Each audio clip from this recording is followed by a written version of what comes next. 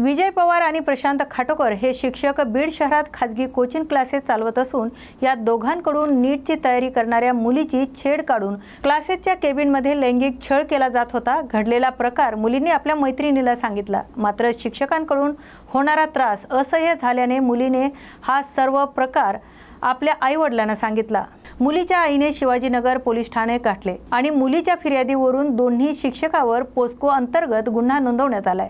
Police या प्रकरणी अधिक चौकशी करत असून दोन्ही शिक्षक अद्याप फरार आहेत। 17 वर्षीय विद्यार्थिनीचा विनयभंग आणि इतर तक्रारीवरून विनयभंग व पोस्को ऍक्ट प्रमाणे तात्काळ गुन्हा दाखल करण्यात आलेला आहे।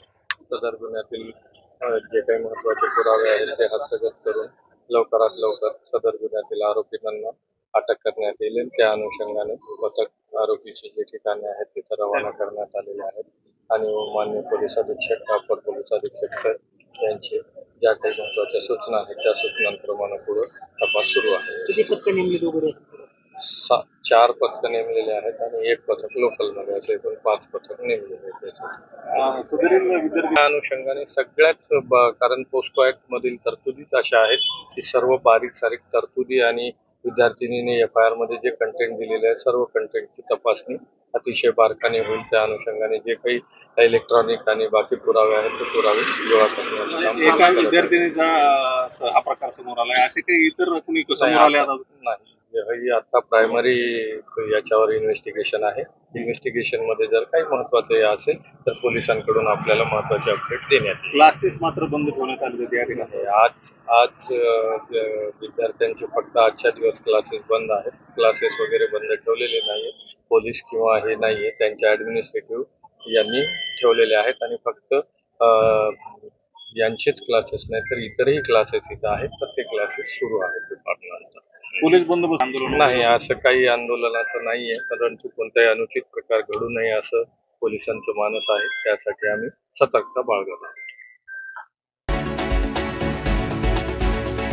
गोंदिया जिल्ह्याच्या सडक अर्जुनी तालुक्यातील सौंदड या गावामध्ये सुरेश हरणे यांच्या घरावर गेल्या 1 महिन्यापासून दगडांचा वर्षाव होत असल्याचा प्रकार समोर आला असून हे दगड नेमके येतात कुठून याचं गुपित अजून कायम आहे। दररोज होणाऱ्या या दगडांच्या वर्षावामुळे हरणे कुटुंबीय दशेतीत असून काही लोकांनी त्यांना जादूटोणा आहे असं म्हणून मांत्रिकाकडे जाण्याचा सल्ला दिला। यावरून ते मांत्रिकाकडे गेले देखील पण दगडांचा वर्षाव काही कमी झालेला नाही। त्यानंतर दहशतीत असलेले हरणे कुटुंबियांनी पोलिसांना आणि अंधश्रद्धा निर्मूलन समितीच्या कार्यकर्त्यांना देखील माहिती दिली, मात्र तरी देखील दगडांचा वर्षाव सुरूच असल्यामुळे संपूर्ण कुटुंब भीतीच्या वातावरणात आहेत। आमच्या घरावर तर हे दगड 1-2 तारखेपासून येत आहेत, परंतु आधी स्लो मोशन होती दगडांची आणि आता इतक्या स्पीडमध्ये वाढले आहेत की हद से ज़्यादा। आधी 10:30 ते 11:30 टाईम होतं, ते 1च्या सुमारापर्यंत चालूच होतं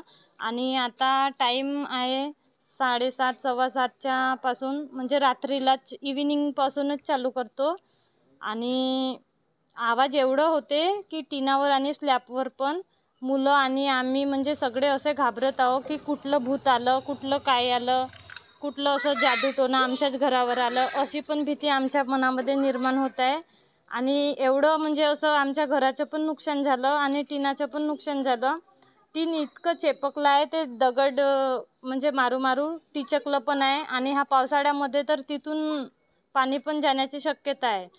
दगड कोणाला लागलं नाही पण पायापर्यंत आलेला आहे, दगड पायाच्या जवळ आलेला आहे आणि मोठ्या दगडामध्ये तर आमच्या घरच्या आई म्हणजे माझ्या सासूबाई त्याला लागतच होतं त्यांना, पण बरं झालं की लागलं नाही। आम्ही अंधश्रद्धा निर्मूलनला एक तक्रार केली साकोलीला रंगारी सरांकडे, दुसरी तक्रार डुग्गीपार पोलीस स्टेशनला दिली। पोलीस विभाग से आले होते का? हो, एक सर आले होते, निर्वाण सर डुग्गीपारमधनं। काय सांगितलं त्यांनी म्हटलं की तुम्ही चोराला शोधा, आम्ही नेऊ, शोधून तुम्ही द्या, आम्ही नेऊ, असं त्यांनी उत्तर दिलं। विधानमंडळाची अंदाज समिती धुळे जिल्ह्याच्या दौऱ्यावर आलेली असताना धुळ्यातील शासकीय गुलमोहर विश्रामगृहात तब्बल 1,84,84,84,000 रुपयाची रोकड सापडली असून या प्रकरणी धुळे जिल्हा पोलीस प्रशासनाकडून अदखलपत्र गुन्हा दाखल करण्यात आलाय। पोलीस प्रशासनाने दाखल केलेल्या गुन्ह्याविरोधात माजी आमदार अनिल गोटे यांनी धुळे न्यायालयात धाव घेत तक्रार केली होती। तर या प्रकरणी धुळे जिल्हा न्यायालयाचे न्यायाधीश चौगुले यांच्या न्यायालयात झालेल्या सुनावणीनंतर या प्रकरणी दखलपात्र गुन्हा दाखल करण्याचे आदेश देण्यात आले। या प्रकरणी पुढील 15 दिवसात दखलपात्र गुन्हा दाखल न झाल्यास पोलीस अधीक्षकांना आरोपी करून आम्ही उच्च न्यायालयात तक्रार दाखल करू अशी माहिती माजी आमदार अनिल गोटे यांनी दिली। गेस्ट हाऊस प्रकरणी आपण न्यायालयात गेले होते, काय नेमकं न्यायालयाने निकाल दिला? न्यायालयाने निकाल दिला आहे ते कलम 175 खाली ताबडतोब दखलपात्र गुन्हा दाखल करून आमच्या न्यायालयामध्ये FIR दाखल केला आणि न्यायालयाने हे प्रकरण अदखलपात्र कसं होऊ शकतं असा प्रत्यक्ष प्रश्न तपासी अधिकाऱ्यांना विचारला होता आणि न्यायालयाने सांगितलं हे जे मला अधिकार दिलेले आहेत कलम 173, कलम 175 आणि कलम 210।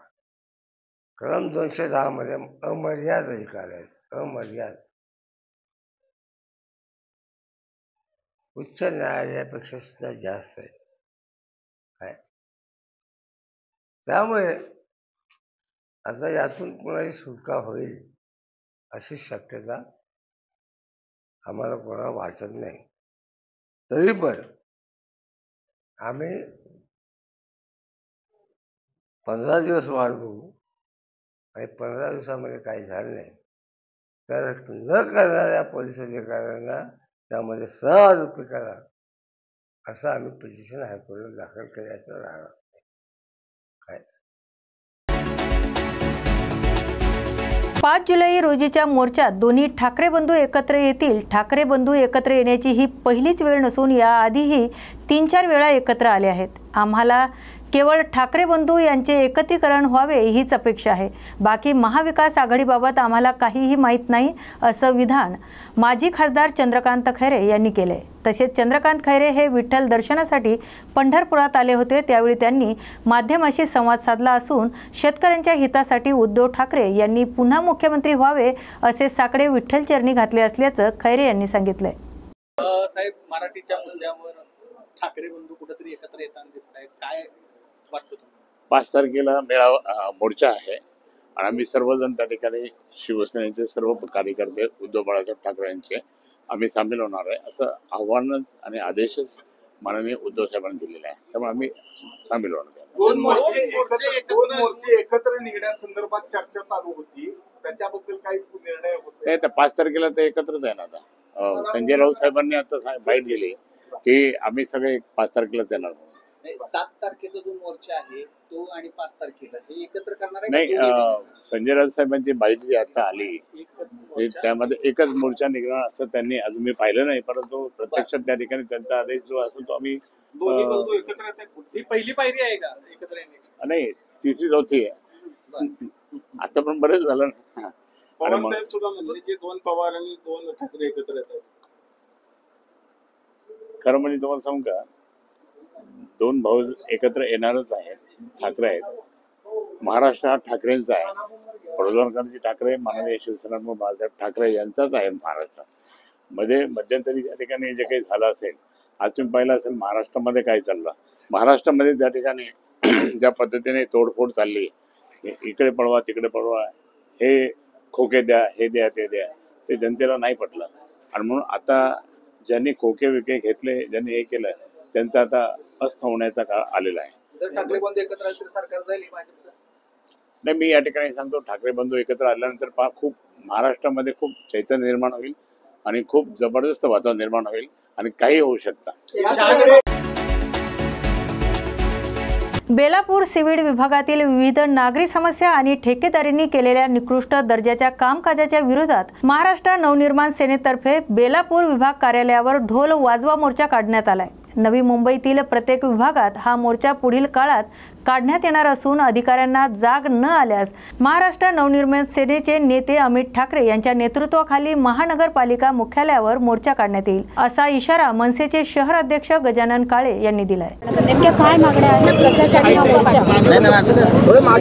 नवी मुंबई महानगरपालिका आणि महाराष्ट्रातल्या सर्व जवळपास महानगरपालिकेत आयुक्त म्हणून प्रशासनाचा कारभार सुरू आहे। या नवी मुंबई महानगरपालिकेत सुद्धा आज वॉटर गटर मीटर पासून ते रस्त्यांपासून ते निर्माण केलेल्या वास्तू या सगळ्यांची वाट लागलेली आपल्याला दिसते। कालचीच बातमी आहे, 130 शिक्षकांना तडकाफडकी काढून टाकण्यात आलेलं आहे।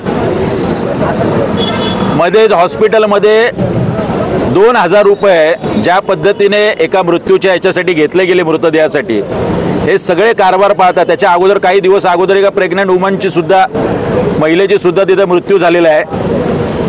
कधी नव्हे ते बेलापूरमध्ये पहिल्यांदा पाणी शिरलंय, पंप हाऊसची लोकांनी मागणी केली होती। आज व्यावसायिक असतील, सर्वसामान्य लोक असतील, ही प्रचंड त्रस्त आहे। एक जॅक नावाचा आणि भारत उद्योग नावाचा कंत्राटदार आहे, ज्याने आमच्या सीवूडची पूर्ण वाट लावून टाकलेली आहे। मागच्या वर्षी त्याला कंत्राट दिलं होतं सिमेंट काँक्रिटीकरणाचं, मुदत संपून सुद्धा आता या वर्षी सुद्धा कामकाज सुरू होतं। डांबरीकरणाच्या नावाखाली रस्त्यावर नुसतं खड्यांचं साम्राज्य आहे। सिमेंट काँक्रीटच्या नावाखाली संपूर्ण समतोल रस्त्यांचा बिघडलेला दिसतोय। सेक्टर 15 बेलापूर येथे पार्किंगच्या नावाखाली 33 कोटी रुपये खर्च करून वाहनतळ झालं। हे वाहनतळ कोणीही वापरात नाही करत आहे आणि आज संपूर्ण बेलापूर जो या हॉटेल इंडस्ट्रीने व्यापलेला आहे, तिथे मोठ्या प्रमाणात पार्किंग आणि ट्रॅफिकच्या समस्या आहे। इथल्या हॉटेल बारवाल्यांना जसं काय मार्जिन स्पेस हे आंधण दिलेलं आहे, अशा पद्धतीचा कारभार या बेलापूर वॉर्ड ऑफिस अंतर्गत सुरू आहे। डोंबिवलीत भारतीय जनता पार्टीचे माजी नगरसेवक विकास म्हात्रे यांनी पक्षातील सर्व पदाचा राजीनामा दिलाय। तसेच प्रभागात विकासासाठी निधी मिळत नसल्याने वारंवार मला डावललं जात असल्याने मी हा निर्णय घेतोय। जो कोणी मला सन्मान देईल मी त्याच्याच सोबत जाणार असून येत्या 2-3 दिवसात निर्णय घेईल असे विकास म्हात्रे यांनी सांगितलंय। काय नाही, त्यांचा समजूत काढतोय आम्ही। आमच्यासाठी एक कार्यकर्ता, एक नगरसेवक महत्त्वाचा आहे आणि भारतीय जनता पार्टीचा कार्यकर्ता आणि नगरसेवक आम्हाला खूप महत्त्वाचा आहे। त्यांनी उद्या माझ्यावरती त्यांचं फोनवरती बोलणं झालं। उद्या सकाळी त्यांच्याकडे मी जाणार आहे, त्यांची समजूत काढणार आहे।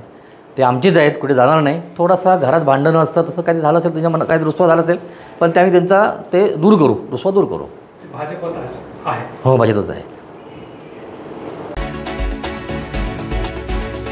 नवी मुंबईत गेल्या काही महिन्यापासून सायबर क्राईममध्ये वाढ होत असून नवी मुंबई सायबर विभागाचे वरिष्ठ पोलीस निरीक्षक गजानन कदम यांनी दिलेल्या माहितीनुसार जानेवारी 2025 पासून ते आतापर्यंत 152 सायबर गुन्हे घडले आहेत। त्यापैकी नवी मुंबई सायबर पोलिसांतर्फे 41 गुन्हे उघडकीस आले असून या गुन्ह्यामध्ये 38 आरोपींना अटक करण्यात आली। तसेच वाढत्या सायबर गुन्ह्याच्या पार्श्वभूमीवर फसवणुकीपासून वाचवण्यापर्यंत नागरिकांना सतर्क राहण्याचे आवाहन देखील करण्यात आले।